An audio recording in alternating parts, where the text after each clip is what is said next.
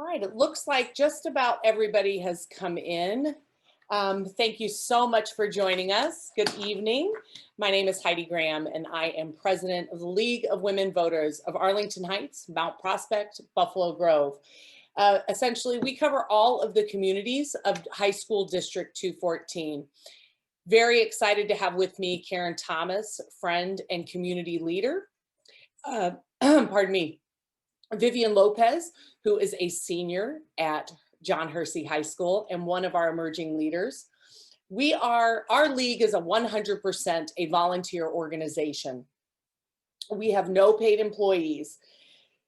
Tonight's program is being recorded, and hopefully maybe I'll figure out how to get it streamed on Facebook, but I might not. And that's okay, because technology can be finicky and we're all just doing the best that we can. My motto is progress, not perfection. So we are proud to have this program ASL interpreted. We have two interpreters with us tonight, Fatundra and Fatundra Thompson and Candace Whitlow. They will be alternating. So if you need their services, please pin their video. If you have any issues, please type in the chat if you need something, and I'd be happy to see what I can do. Our goal at League is to make our programs as accessible to people as possible. I want to, before we really get started, I want to comment for just 1 second about an editorial that was published in today's Daily Herald about the efforts that our league has been doing regarding diversity, equity, and inclusion in our communities. The person noted that we should focus on unity. The purpose of tonight's program is not to divide, but to highlight where we can and absolutely must be better. As a high school speech coach, when I sit and work with my students, the first thing I do is tell them what they've done right. I love living in Arlington Heights. I love being a member of the Northwest suburbs, a community member of the Northwest suburbs. But I don't just tell those students what they've done right. I then go on because they want to be great. And I say, here is where you can be better. And so that is what tonight is about. If we want to go from okay to amazing, we have to know what we can improve. And to do that, we have to listen to the voices that we are trying to elevate here tonight. Usually I do a lot of talking at these events, but tonight it's not about my voice. It's about the voice of youth in our community. And so I'm going to turn tonight over to Vivian. So I will be going on mute and off video, and thank you and enjoy. Thank you, Heidi. Thank you for giving me the opportunity to be here today. Before we get started, I want to tell you a little bit about League. The League began nearly 100 years ago as part of the women's suffrage movement, and after the 19th Amendment was ratified, League continued as leaders in advocating for voting and other civil rights issues. But over 100 years ago, League founders asked women of color to march in the back of parades. They were worried that giving the voice to women of color would alienate others they felt were more necessary to the cause. That was then, and this is now, but we still have work to do in overcoming racism and bias. And we are starting locally. I'm going to turn this over to Karen Thomas, community activist and one of the organizers of tonight's event, to run down our goals.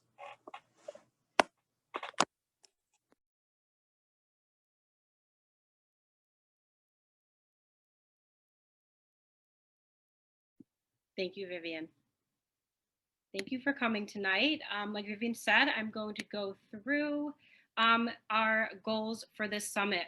So the first goal is to provide space for students in D14 to share their experiences with racism in the community. Our second goal is to listen and validate those students, BIPOC youth in our community. The next goal is to gather qualitative data from D214 students about their experiences with racism in the community to help inform critical dialogue around creating a more safe and more just community. And then the last goal is to create actionable steps where possible. Since this is a community and we are sharing this space, we have some norms that we like everyone to adhere to. The first one is to listen and act and speak from a compassionate place. There will be no questions during the summit. We are truly giving this space just to listen to our BIPOC youth. Students will have up to 5 minutes to share. BIPOC identifying students will share their experiences first. And if time allows, white identifying students will share witnessed experiences as well. If you decide during the meeting to share and you did not pre-register to share, that's okay. You can still share. Please message the host, which is Heidi Graham, and she will add you to her list. So we will get you in. You have a few options when sharing. You can have your video on or off.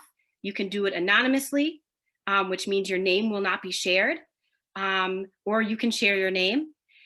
So those are a few options for you if you would like to speak and give a testimony tonight. Please remember to take deep breaths often and breaks as you need them. A lot of the testimonies that you will hear are really hard to hear. And as a person of color, we live this every day, and reliving it can often be re-traumatizing. So please keep yourself in mind and do what you need to do to keep your well-being guarded. All right, so I'm gonna stop sharing. And Vivian, I will hand it back to you. Thank you. Today we need to, today we need to listen. So we ask you to refrain from commenting in the chat or participating in crosstalk so that we can really hear each other's point of view and allow our voices to be heard. I do not promise that it will be easy to hear these stories, but if we want to create a community with open arms for all, we must be willing to hear why some feel left outside. For the youth willing to share with us today, thank you. We are humbled by your willingness and your vulnerability tonight. And to our audience, thank you for being willing to listen. And we ask to also be willing to act to make the changes necessary so these stories become part of our history and not our future. First up, we have a brave student from a senior at Prospect High School, Chaewon Park. Hi, and growing up, well, in these suburbs, I believe like a lot of like people of color like could agree that we are very privileged to be in this community, and I think that it has really been like less of a traumatizing experiences to others than it is like for us.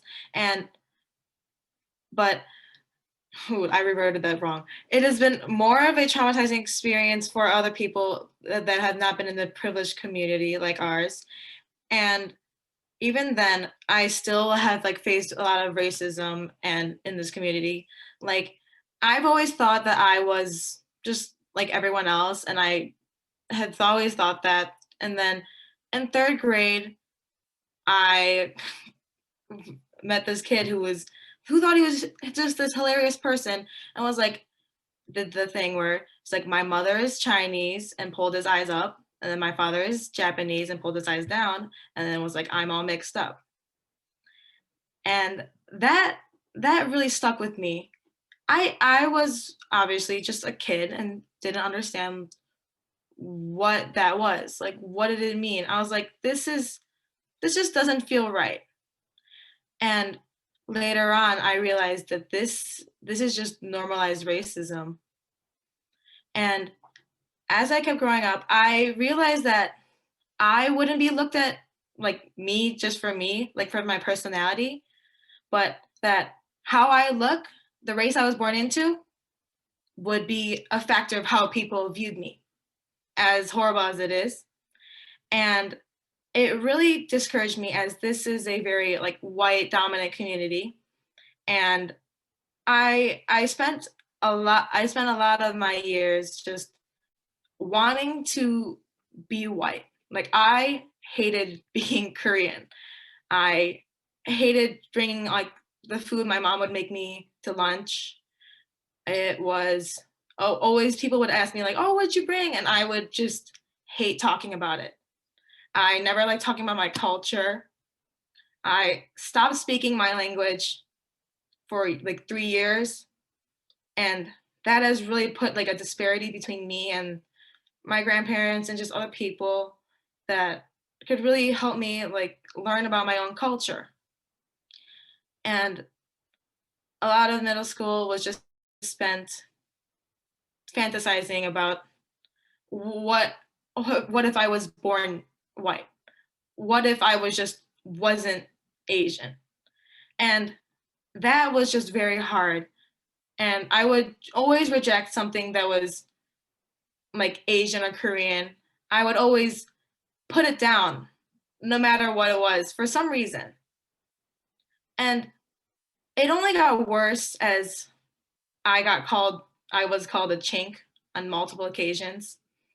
Like the first time I was called a chink was when I was literally at Six Flags, and I like spilled my water or whatever, and some white kid was walking by in a group, in like a whole group, and yelled, "Sucks to suck chink." And that really hurt. Because it wasn't anyone I knew. So I was just like, I couldn't just say anything back. And it was just this random stranger who thought he had the right to say that to me. And then I've had multiple experiences with people who I thought were someone I could trust, where they betrayed that trust. And calling me a chink is not okay. As most people might not think, but that is a slur used against Asian people, as it was originally used against the Chinese and then has been just generalized to all Asian people because it really enforces that stereotype that we all look alike. And it just being called all these things really stick with you.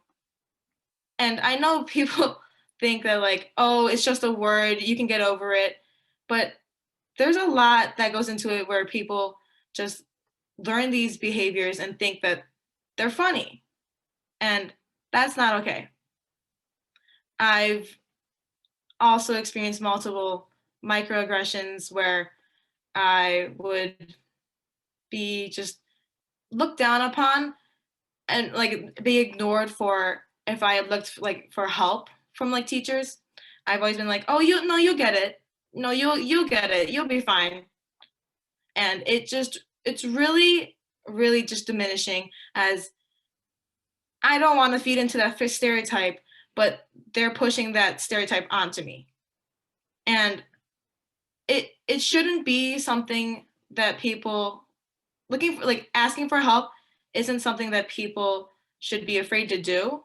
Yet it's very like hard, even though it's just like asking my teacher a question or it's just something for help. And I finally was able to just accept who I am getting into high school, as I realized that what other people think shouldn't matter. It really shouldn't matter. And as sad as it may seem, I started to realize that when my grandmother died. And then I thought about my other grandparents who who live in Korea, and how much I just couldn't communicate with them. And that really tore me down. And I started going back to Korean school in high school, and it was just really difficult because I realized how separated I was from my own culture. And I went through just a big period of just, I need to know who I am. And I finally was able to figure out who I am. And I want to just say that I know that as an Asian person, I am more privileged than other communities. And I want to be able to show that there are other people who care within these communities, as there has been a lot of divide, especially last year with like the Black Lives Matter movement, and how many Asian people I saw were like, but why don't we matter? Well, what affects them also affects us. And it's just been creating a divide within our communities. And it really sucks to see this happen, as it happened before with, like, I believe it was the rooftop shooters in California. And that just created a bigger disparity between our communities. And that really sucks to see that. Um,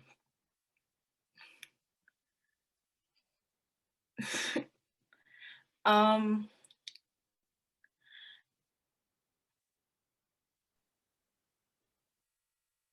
Hey, Juan, we really appreciate your story. It's hard for me to hear. And we just really appreciate you being here in this space with us today. thank you. Sorry. It's just,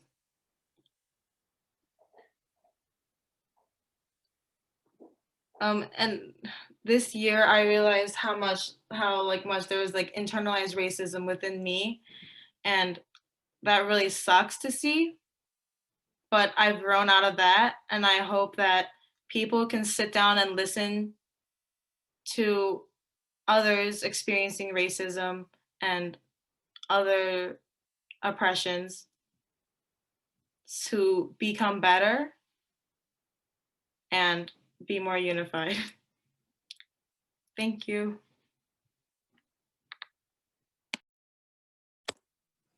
Thank you for sharing that with us. We have so many stories tonight which were given to us from students who asked to remain anonymous. Why? Because it's scary to put yourself out there and share your story. Many of us feel afraid of retribution, ridicule, or dismissal. If you want to share your story, feel free to share it in a private chat with us, and I will definitely be happy to read it out loud and chat with our hosts if you would like to tell your own story. I will be starting off with a story from a junior at John Hersey High School.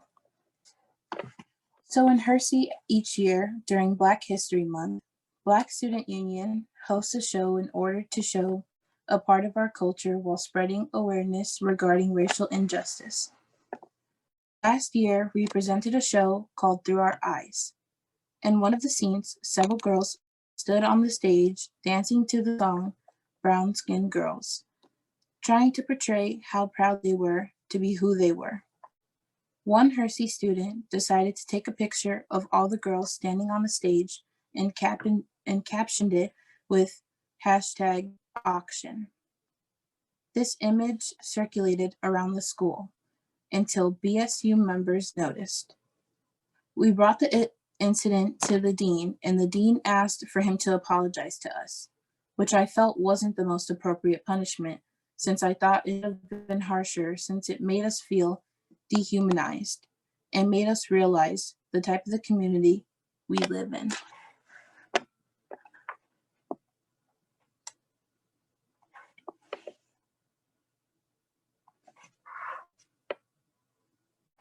From a senior at Prospect High School. As a freshman, I was riding on the bus with my team on the way to a game, and two older girls on my team were sitting behind me. I had my naturally curly hair in a ponytail. One of the girls pulled a piece of candy out of her mouth and put it in my hair while the other girl filmed it. When I felt something in my hair, I reached up and the girl pulled the candy out and threw it out the window.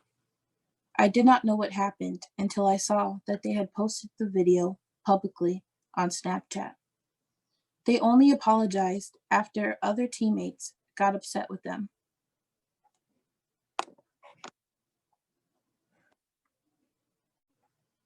From a sophomore at Prospect. After doing well on a quiz, I was confronted by a classmate. They said, "You're really smart for a Black girl." and they genuinely believed it was a compliment.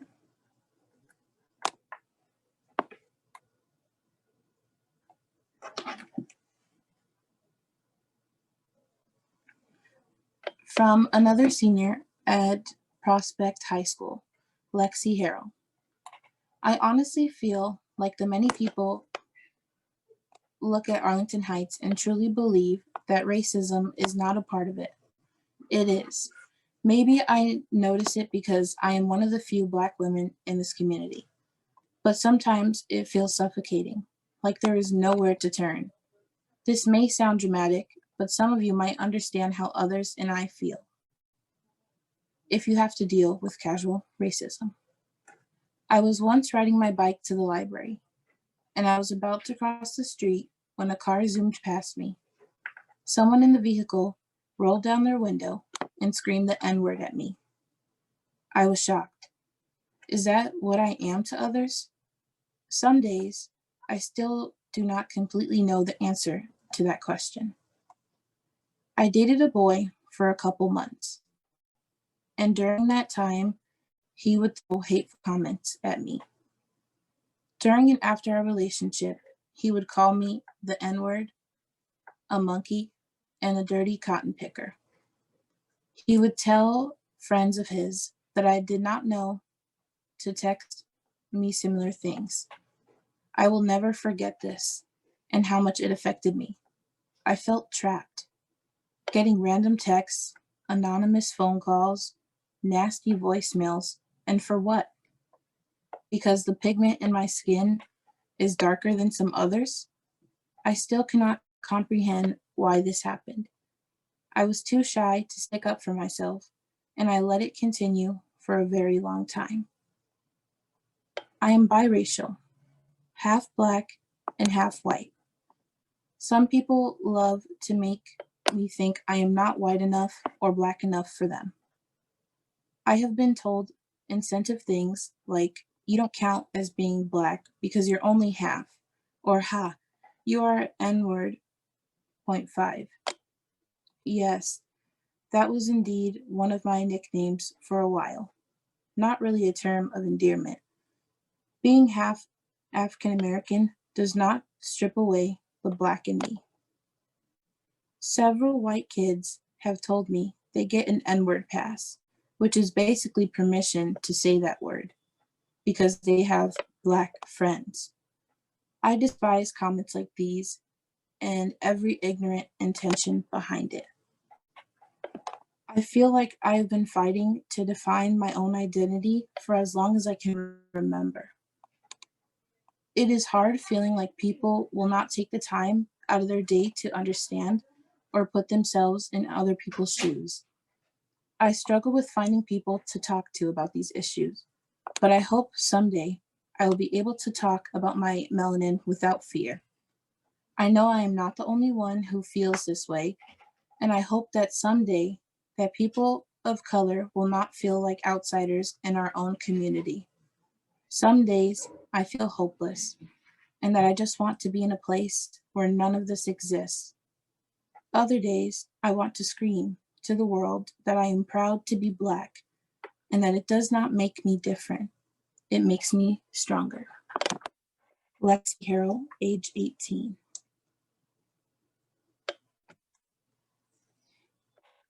I think now would be a good time to take a little break for about 4 minutes to try and digest what we've heard so far, and then we can pick it up again and continue. You can take this time to turn off your cameras, get some water, step away, whatever you need, and we will come back at 7:34.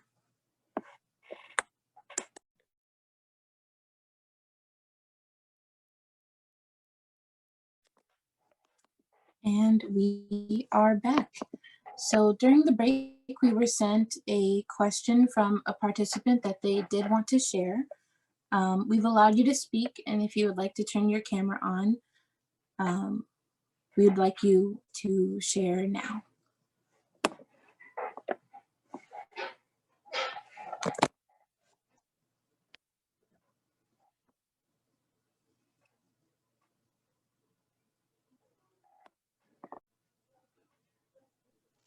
right, you said I could share. Yes. All right, so I don't know. I go to Hersey. I'm in D214, and I'm a biracial black male, and I deal with a lot of racism from like both races, honestly, which kind of surprised me. And when I was younger, growing up, I wouldn't really realize it that much, just mainly because I just grew up around it and didn't really recognize it as racism almost. I just kind of just recognized it as like, this is just something I'd be around, like just receiving different treatment from like kids in like elementary school, not being allowed to like, just other kids just being mean and stuff like that, not letting me play with them and stuff like that. And I don't know, the first real major event that happened with like racism in Arlington Heights was my uncle used to stay with me, and he's black, but my dad is white. And he was taking me to McDonald's one day, and he got pulled over by a police officer, and they said that they were looking for someone that escaped from the courthouse. And they thought it was him because he had dreads. But really, this dude looked nothing like him because my uncle's mixed too. And he's a lot skinnier, and his figure is really just tall and slim. But this guy that escaped from the courthouse was short, kind of fat, at least 3 shades darker than him, and had way thicker dreads that were a lot messier than his. And they identified him, and they said that he could go. So we went to McDonald's, and when we got back to the house, we were about to get out of the car, but then this whole SWAT team arrived and stuff, guns out and everything, and just police cars everywhere. There was undercovers on bikes just pulling out guns and just surrounding the car and everything. And they pulled up and they identified my uncle, and they realized that he's not the guy who escaped. They didn't even say sorry or anything, just rolled out. And that was kind of messed up because it was like, I was probably like 10 years old when that happened. So it's just kind of scary to see that because I didn't even realize what was happening. That was kind of a wake up call to me that racism is real, because I kind of almost didn't believe it. And I don't know, when I got to middle school, it was just a lot of like racist comments and stuff. People always trying to touch my hair. People always would say the N-word constantly.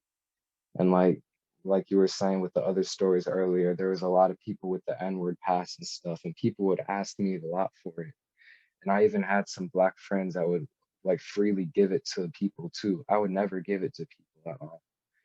And it was just annoying to me because it was just kind of like they let these people walk all over them, and they just didn't have the self-respect to say, no, you can't be saying that.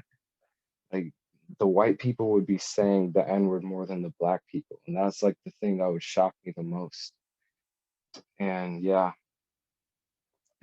that's what I went through in middle school. And by the time I got to high school, it was mostly in like sports and stuff, where like I remember I was at a meet once for wrestling, and one of the coaches was just being like, I was wrestling someone who was black, and they were darker than me, and he ended up beating me, and he screamed at me, "Did you lose because he's blacker than you?" And then I was like, I didn't really say anything to it, and he just said like, you need to try harder and stuff. And I was tired, so I walked away from him. But then when we got back to the locker room at the school, he caught up to me and he was like, so you know what I said to you wasn't racist, right? Like, I was just trying to give you more motivation to work harder and practice and stuff.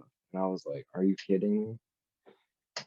But I didn't actually say that. I was just like, really? And then he was like, yeah, but the thing is that didn't make sense to me, is like, why would you say that to me? Because that just makes yourself look more racist, because I didn't even confront you about it, but you confronted me about something that you said to me. And I don't know, I just kind of felt like I'd be targeted by the deans and the principals for just like petty things. I felt like I'd have to reach out more for help and stuff when I realized that other people were just getting help like that, like I'd have to initiate a lot more with these people. So yeah, that's pretty much my story with it.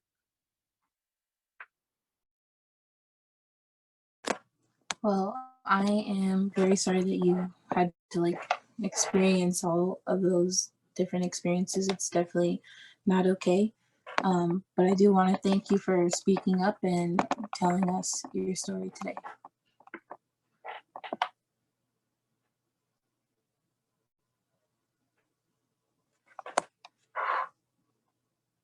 Okay, so I am going to go into another story, and this is from a junior at Prospect High School. Ever since I moved to the United States when I was a child from Asia, my time in America has certainly been a roller coaster. From the embarrassment of the mispronunciation of my foreign name on the first day of school to the quote unquote weird lunch that my mom made while my peers had their peanut butter and jelly sandwiches, my race certainly influenced many of my experiences growing up. But one specific interaction changed my perspective on race. In my sophomore year of high school, I was sitting in the mandatory health class that we had to take as part of the curriculum. But when my teacher was talking about diversity, he specifically gestured in my direction when he stated that our class even had diversity. Flustered, I asked, "What do you mean?" Realizing my anger, he said, "We have people from different backgrounds. Since when I was a kid, I tried my hardest to fit in. Feeling different was the worst feeling that I could feel. I thought that race was just a side part that people found about later. But when my teacher said that, I realized that my race is something that people take notice right away.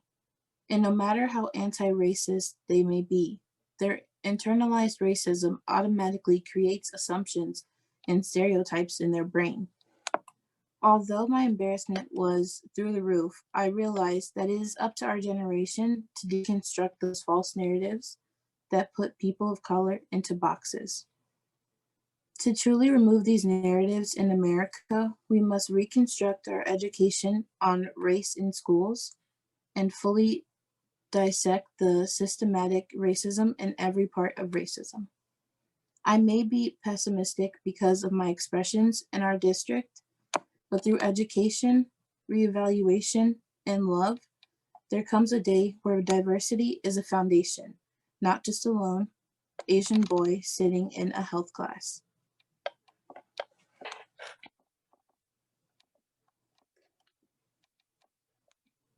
We have a testimony from, I'm sorry if I don't say your name right, I'm going to try my best. We have a testimony from Deviki Patel, a 2013 Prospect High School graduate who now attends DePaul University. I am grateful for many friends, teachers, and faculty from Prospect that helped me to be the person I am today. I would not be telling the full truth, though, if I did not share how many experiences as a student of color were traumatizing and admittedly hard to talk about even in adulthood. I do not even have to share all my experiences to prove that our district would rather keep white parents, students, and staff comfortable than demand that Black, Indigenous, and people of color are protected from harassment and are treated equally. The D214 for Justice initiative has hundreds of accounts of of students, teachers, and staff getting away with acts of prejudice, discrimination, and racism without any accountability, and this is way white supremacy is maintained and taught. I would know because I too embraced whiteness and aligned myself with whiteness to survive my time at Prospect. Many students of color choose to laugh the jokes off, remain silent, and even become complacent in making offensive comments and jokes because it is easier than standing up for yourself. It is hard for anyone to advocate for themselves when they are being mistreated, but it is especially hard when ridiculing and microaggressions are coming from teachers too. I was able to get past a lot of bullying and mistreatment, But I know this is not the case for all students, and that many students' futures are drastically changed by feeling that they don't belong and not being supported by their teachers. My recommendation as a D214 graduate who wants to change for the BIPOC students and teachers is that the board of the district revisit the demands of the D214 for Justice group, which includes incorporating anti-racism education for everyone. I am a graduate student hoping to one day be an educator because I believe that the only way to tackle systematic problems like racism, colorism, and sexism through education and unlearning what we have been conditioned to protect and maintain. Thank you for your time and for the space.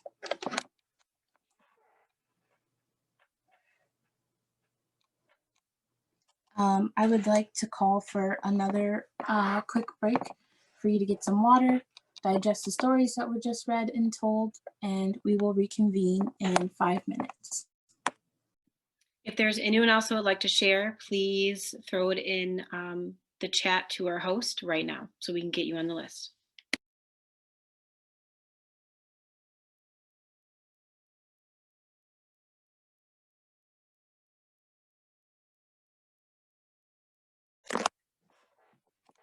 Alrighty, so we are back and we have someone that would like to share with us today, and I'm gonna hand it off to.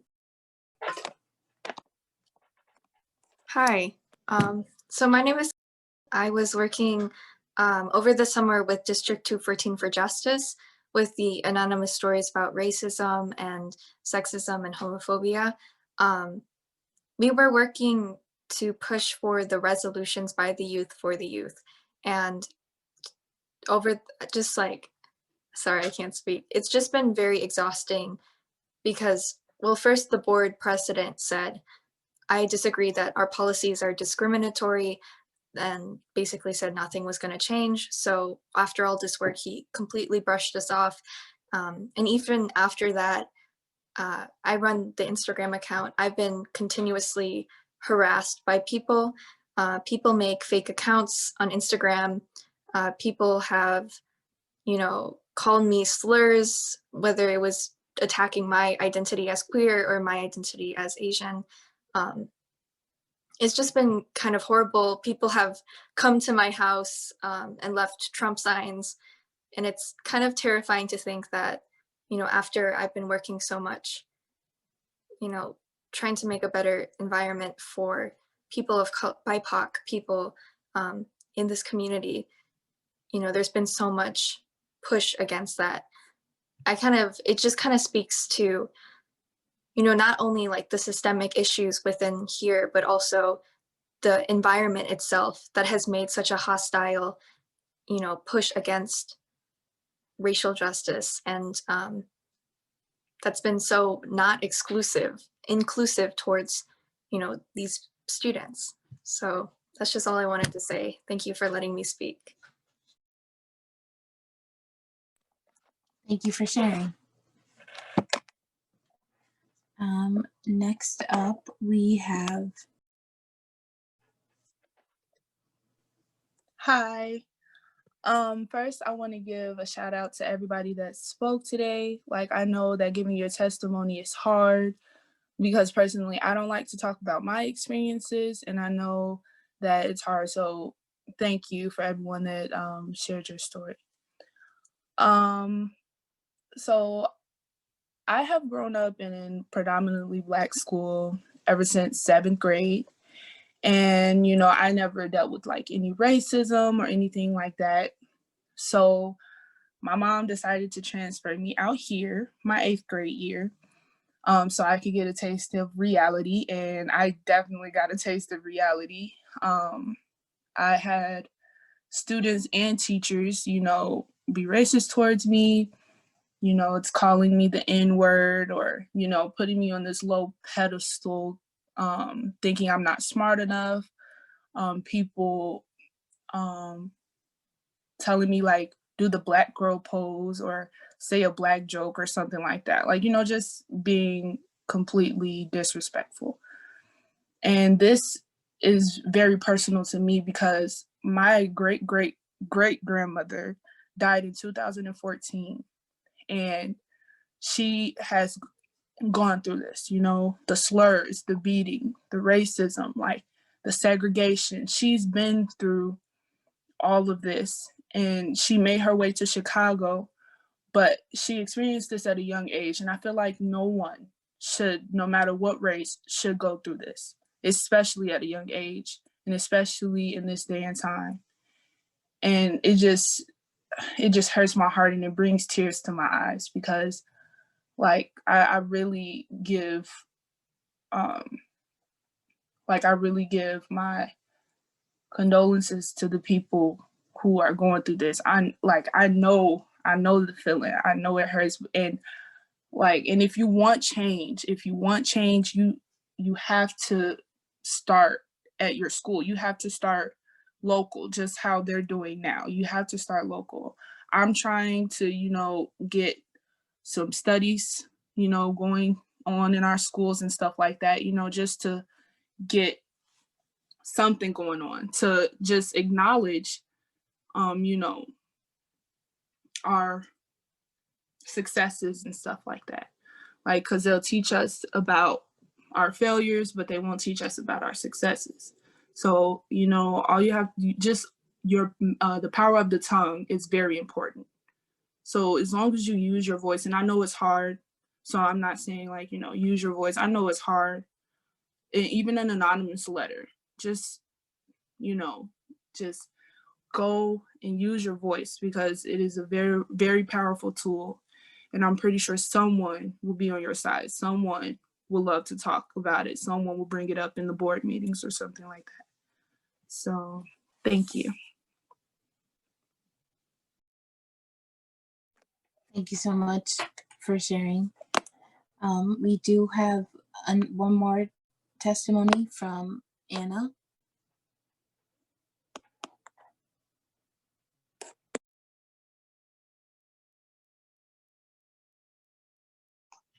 Hi, I'm Anna. I'm just here to explain what it's been like as a white girl who has Spanish background in this town. So there's a lot of, I do like political debates, and a lot of kids that are Black, Asian, they text me a lot of things that people say about them because I debate on like systemic racism, and a lot of the things are extremely hurtful. And again, I'm just really sorry about everything that you guys have experienced or because I've gotten text messages about people saying the N-word. There is people saying go pick cotton, just awful, absolutely awful things to these Black kids, and it just makes me feel like so bad about it. And there's a lot of Instagram accounts where kids talk about their experiences, and I've seen some pretty awful things. And it just makes me feel like absolutely awful as well. In school, when they're talking about like woman empowerment, I've never seen them give any examples of Black women, not once. And they talk about woman like feminism a lot, and I've never seen anything about Black women in there. And it just makes me feel awful how like we're raising these kids, we're teaching these kids in this curriculum such just pretty bad things. And just to add on to that, I've been in a lot of group chats on Snapchat because these kids ask me to like explain to other kids who are the ones being racist why they shouldn't be saying derogatory words, and they will say like the N-word on repeat, just absolutely awful things, and it just makes me feel really disgusted that kids are doing this. So thank you for letting me speak.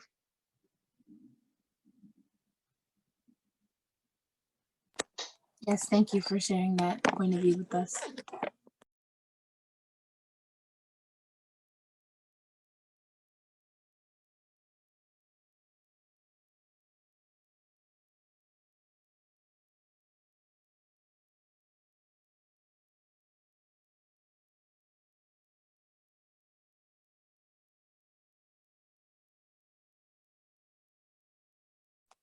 Okay, so we actually do have another testimony from a student at John Hersey. So if you would like to go ahead and share.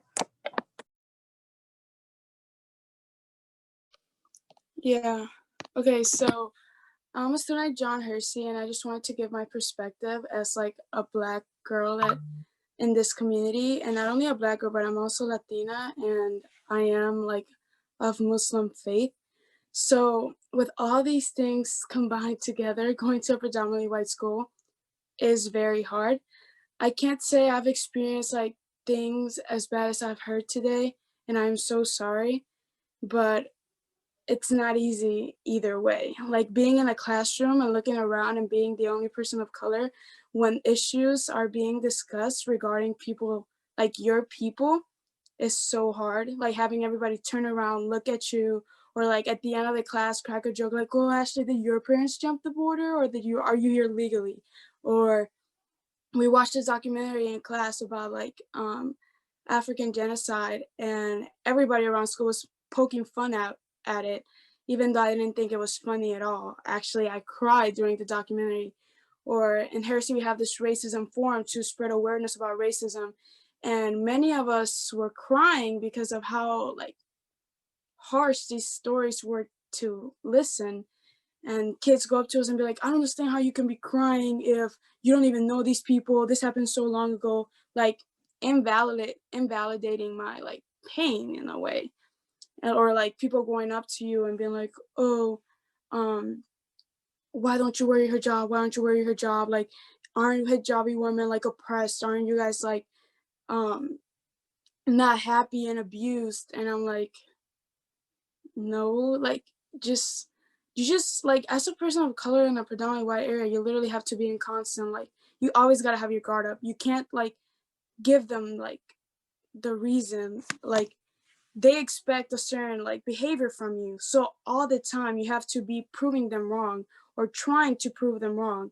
Like there's no instance where I can be loud, because if I'm loud just by like for 2 seconds, I'm gonna be like put on the spotlight and thrown into the same like category as other types of people. Like I constantly have to like keep my guard up and like not get in trouble, not be disrespectful, because if I slip, I know that it's over for me. I know that I'm gonna be put in the same category and be discredited with like just by those 2 seconds with like all this hard work I've tried for so long working on like making my parents proud. Like even when I first started going to school here, my dad, the first thing he said is like, "Don't get in trouble. Don't give them the right to put you into that stereotype. Don't, if a cop stops you with your friends in the car, you don't have to care about what they're doing. They are not threatened by the cop. You are. You're the one under the spotlight. They're the ones like they're expecting you to do something. So you better not move. Don't say anything." Like to me, that's just kind of sad. Like, why do I have to learn how to do these things? Or my dad is like, "You always gotta work 2 times harder than the other girl, because if you guys are even remotely similar, they're gonna pick her over you." Like to me, that's just straight up like not fair. And like even in class, like in 8th grade, we were like popcorn reading or whatever.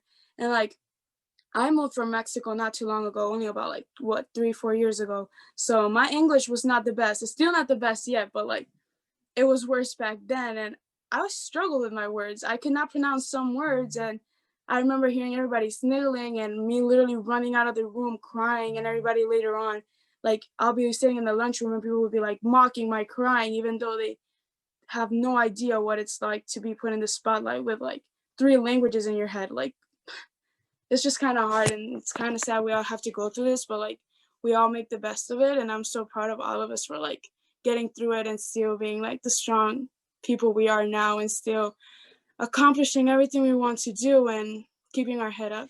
But yeah.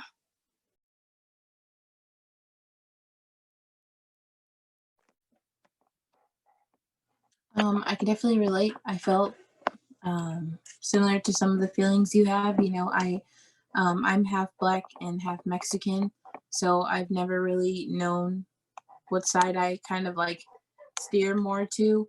And I don't speak Spanish, so when I go into like places and they realize I don't, or they'll start talking to me in Spanish and I don't respond, I'm always like, oh, I don't know what to say, or because I'm not as dark as like my mom and my grandma and my great grandma, I still get looks, or like I have different interactions with the store with people going to the other side or switching aisles. So I just want to say thank you, and you're definitely not alone in that.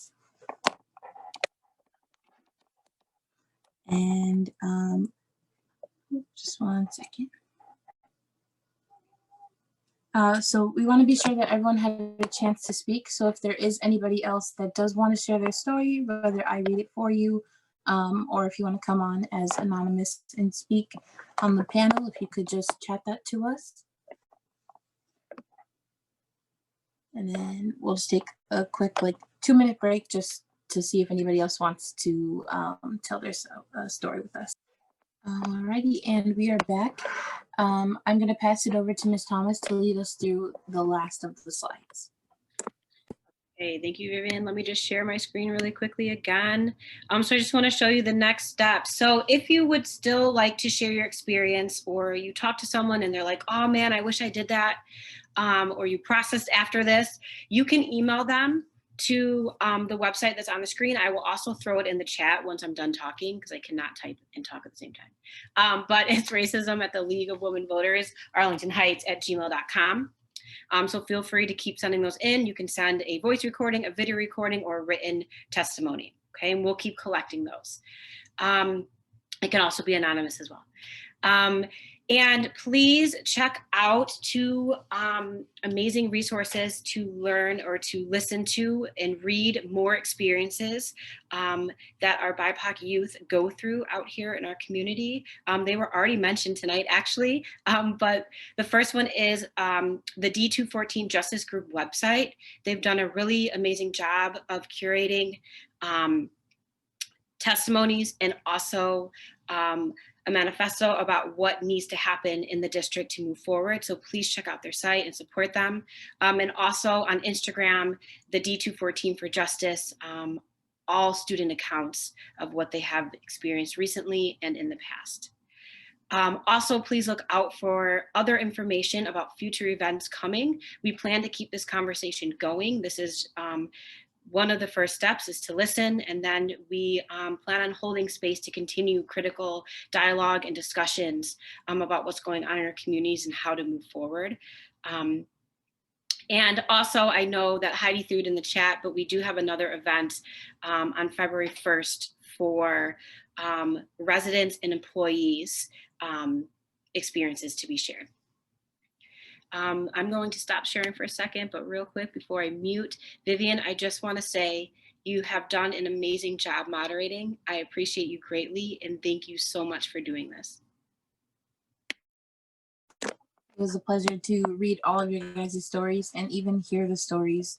I'm really glad that we were able to come together and just respect one another and hear more about our community. Before we close, we recognize that telling and hearing stories is not enough, but we want to help everyone be heard. So if you could please answer the poll, if you would be interested in having us host a second Through Our Eyes event. And we need to plan and we need to plan next steps, because storytelling, while powerful, isn't enough to foster change. We're going to throw up a poll so we can plan for a brainstorming session for youth to plan next steps. And don't forget to join our event geared towards adults next Monday night. The registration is in the chat, or visit our website at www.LWV-AH.org. Our programs are generally free and open to the public, and but they do not necessarily come to us free of charge, which is why we ask you to consider becoming a member or making a donation. Our social media people will kill me if I don't give them a plug. They work so hard. So please, you can find us on Facebook, Twitter, Instagram, and LinkedIn.